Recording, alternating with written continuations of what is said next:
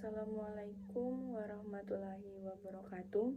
Perkenalkan, nama saya Siska Saskia Ludu dengan NIM A1Q124056. Saya dari jurusan Bimbingan dan Konseling kelas B. Video ini saya buat untuk melengkapi tugas mata kuliah Teori Pendekatan Konseling.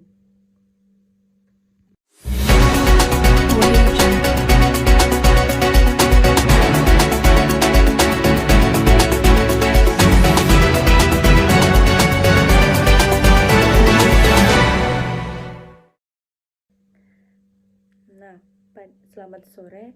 Pada kesempatan kali ini kita akan membahas kasus yang menghebohkan publik Indonesia.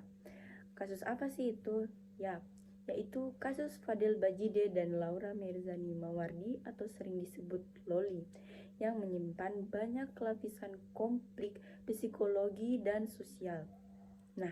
Kisah ini bermula dari hubungan yang tidak sehat antara seorang pria dewasa dengan seorang gadis di bawah umur. Kita sebut saja itu Loli dan Fadel. Yang berujung pada persetubuhan dan dipaksa untuk aborsi.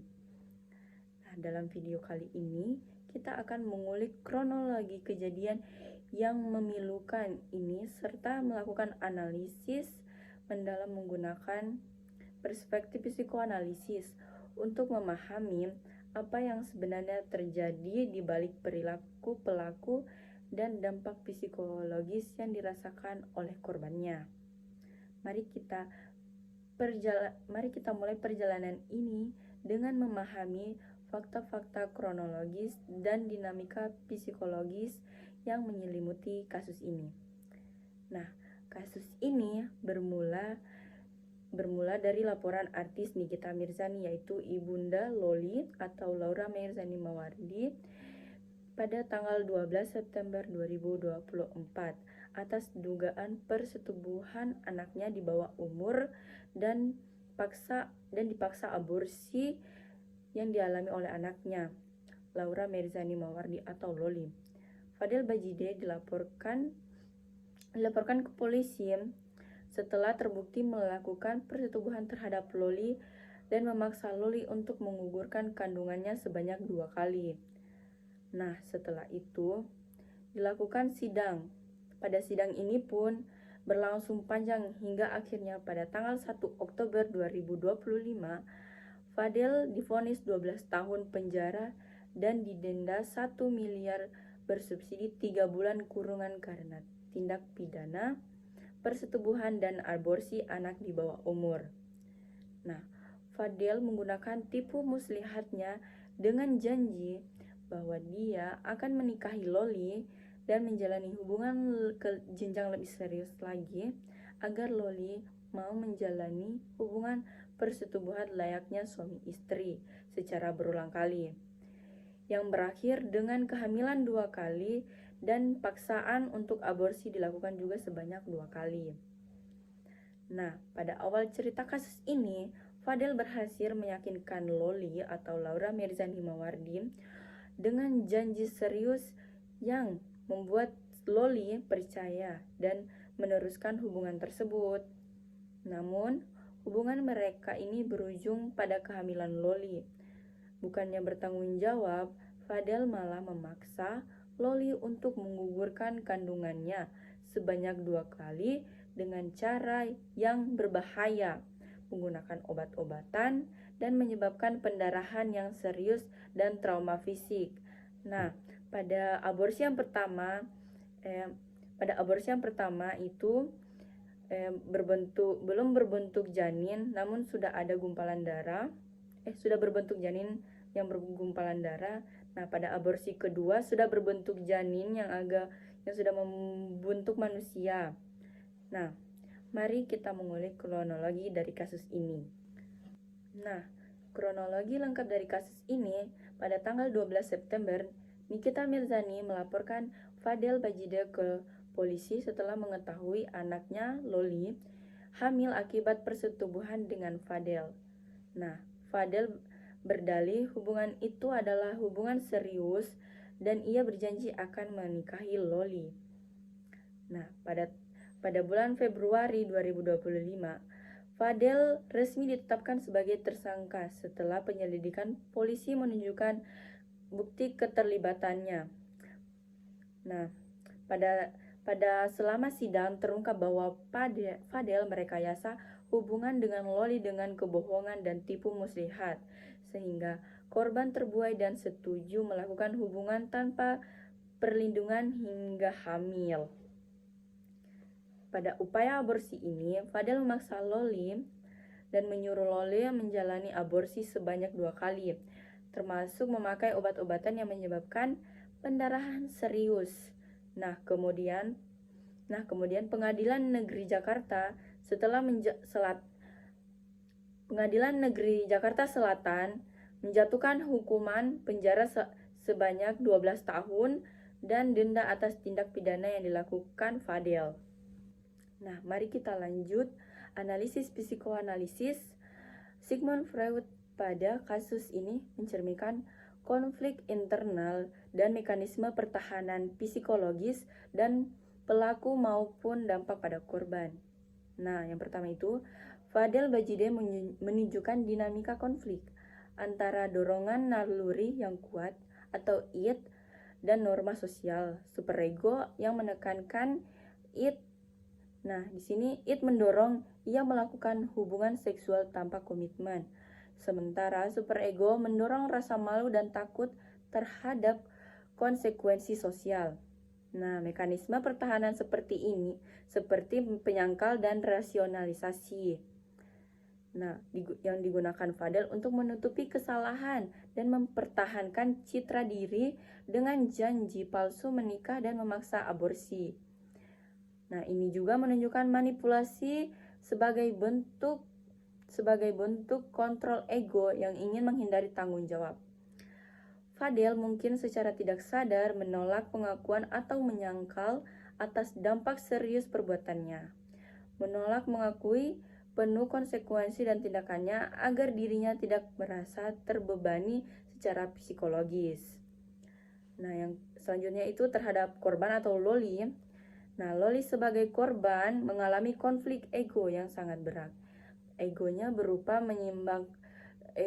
harus menyeimbangkan kebutuhan fisiologis dan perlindungan diri dengan tekanan luar dan memaksa melakukan aborsi. Paksaan dari Fadel ini menyebabkan rasa bersalah, kecemasan, dan tekanan psikologis berat yang memerlukan terapi dan membantu pemulihan psikologis dan memperkuat mekanisme copingnya terhadap Loli. Nah, pada kasus ini bisa timbul trauma yang dapat menyebabkan sulitnya korban untuk mempercayai orang lain dan menjadi tertutup secara sosial. Bahkan terhadap orang-orang terdekatnya ia juga jadi lebih tertutup. Nah, hal ini seringkali menimbulkan perasaan bersalah dan kemarahan yang mendalam, serta rasa kehilangan percaya pada dunia sekitarnya. Dalam beberapa kasus, korban bisa mengalami regresi psikologis, yaitu kemunduran dalam perkembangan emosi dan mental yang sesuai dengan usianya, sehingga perilakunya menjadi tidak stabil dan labil.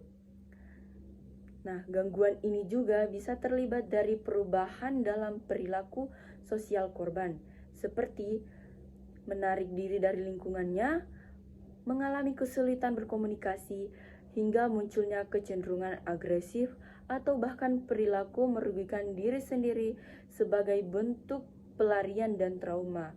Karena dampak yang sangat kompleks ini, korban kekerasan seksual seperti Loli memerlukan dukungan psikologis dan yang intensif dan berkelanjutan agar dapat memulihkan diri secara fisik dan mental, serta kembali menjalani kehidupan dan kualitas yang lebih baik lagi. Nah, penanganan yang tepat harus melibatkan pendampingan profesional dari psikolog, dukungan keluarga, dan lingkungan yang aman dan perhatian, serta peran aktif penegakan hukum untuk melindungi korban dan mencegah kejadian serupa di masa depan. Ini adalah bagian penting dari proses penyembuhan dan dan registrasi sosial bagi korban kekerasan seksual agar trauma yang dialami tidak terus membayangi kehidupannya lagi. Nah, di sini diketahui bahwa Loli menjalani terapi psikologi untuk memulihkan kondisi mental dan emosionalnya setelah mengalami trauma ini. Kasus ini tidak hanya menyoroti kejahatan fisik dan seksual, tetapi juga dampak psikologis yang drastis pada korban. Sidang terhadap Fadel berlangsung cukup lama dan penuh dengan bukti yang menunjukkan ulah manipulatif dan kekerasan terhadap Loli. Pada akhirnya, pengadilan memutuskan Fadel Bajide bersalah dan menjatuhkan hukuman selama 12 tahun penjara serta denda sebesar 1 miliar sebagai bentuk pertanggungjawaban atas perbuatannya. Nah, dari sudut pandang psikoanalitis, perilaku Fadel ini bisa dilihat sebagai konflik batin antara dorongan naluri yang tidak terkendali dan tekanan norma sosial yang membuatnya bertindak menggunakan mekanisme pertahanan seperti penyangkalan dan manipulatif dan menghindari rasa malu dan tanggung jawabnya. Sementara itu, Loli sebagai korban menghadapi konflik ego dan yang berat antara mempertahankan kehamilan dan tekanan eksternal paksaan aborsi yang menyebabkan trauma psikologis yang mendalam. Nah, pada kasus ini menjadi cermin bahwa balik fakta hukum terhadap cerita kompleks tentang konflik psikologis, manipulatif, dan luka batin yang menjadi perhatian serius dalam penanganan perlindungan anak dan dukungan psikologis bagi korban. Kasus ini mengingatkan kita agar pentingnya kesadaran sosial terhadap perlindungan anak dan penanganan kekerasan seksual yang tidak hanya menghukum pelaku tetapi juga memulihkan korban secara menyeluruh. Nah, akhir dari berita ini penting untuk kita mengingat bahwa kasus dari Fadel Bajide dan Loli ini bukan hanya sekedar sebuah peristiwa hukum, tetapi juga sebuah pengingat tajam akan pentingnya perlindungan anak dan penekanan keadilan bagi korban kekerasan seksual.